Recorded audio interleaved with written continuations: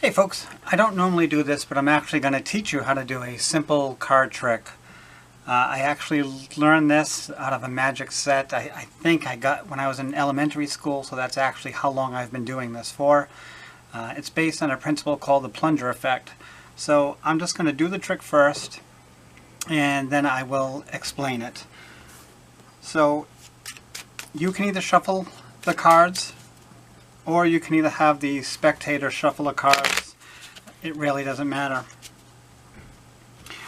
What I need to do is pick out 5 cards and don't look at any of the cards and don't show anybody. So that's 1, that's 2, 3, 4, 5. So out of these 5 cards, you can mix these up as well. It really doesn't matter. They're random 5 cards. Pick one out of these 5 cards. Let's say it's this one. It doesn't matter if I see it at this point, but normally you would not see it, only the spectator would. So they put it right back again.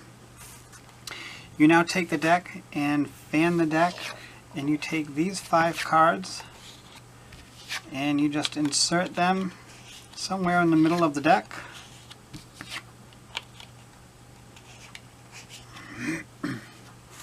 Close up the deck, down, there. So you can actually see these are actually in the middle of the deck.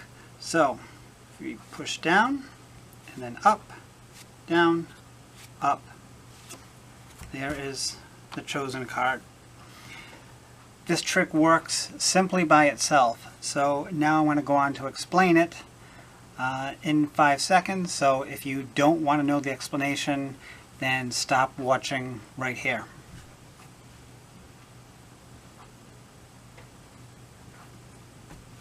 Okay, for the explanation, this is a self-working trick, and probably out of 1 to 5 stars,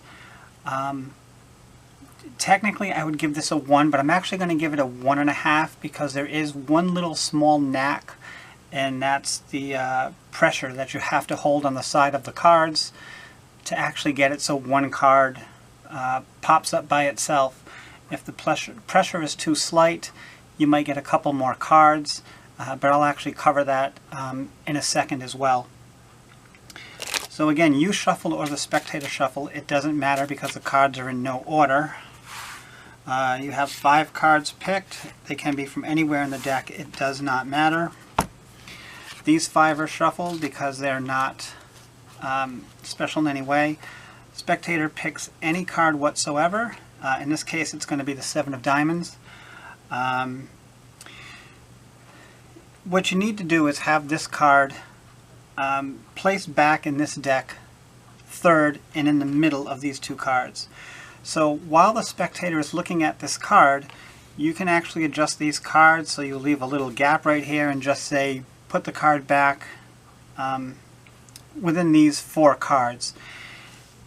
If you normally rearrange the cards and spread them like this, they will normally just put it back in the center for you automatically, leaving it great. You can go in order. If they end up putting it back on the side here or somewhere, it doesn't matter. Just drop them on the table, but keep track of where this card is. You next take the cards and fan them in your hand, and what you need to do is put 1 card and have 1 card in between each card that you put in. So I'm going to spread these out a little more so it's a little more obvious. Now in this case, if they had put the card here, I would just take the cards in order and put them here. But in this example, I put it over here myself. So now I'm just going to take cards randomly, like it doesn't really matter what card I take or where it goes. So I would pick up this one and I'll put it here. Now I need to have 1 card in between, so I'll just take this one and put it here. 1 card. Now this is where I need to take the selected card, the 7, and put it third, and then 4th, and then the last card. And again, 1 card separates each of these 5 that are chosen. So here you want to close up the fan. Keep these cards out. I tend to push them about halfway down, so half the card is sticking up and half down. I use my 2 fingers and thumb that go on the side of the deck.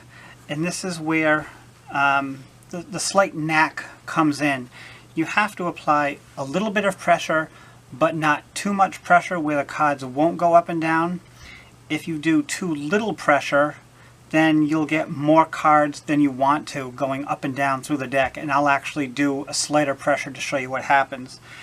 But if you apply just a little bit of pressure and push 5 cards down, 4 come out the bottom.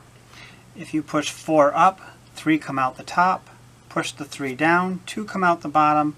Push 1 up, and the selected card comes up automatically as the highest card. Now I'm going to take 4 more cards here and show you what happens if just a little bit of slight pressure is put on the cards here. And the good thing is even though more cards come out top than you want to, the good thing is it's the card that's the highest one in the back towards you. So I'm going to apply a little bit of less pressure than I would, and that's 1, 2, 3, 4. As you can see, I have more cards coming up in the back here, but the card that is the highest up from all the others is going to be the selected card.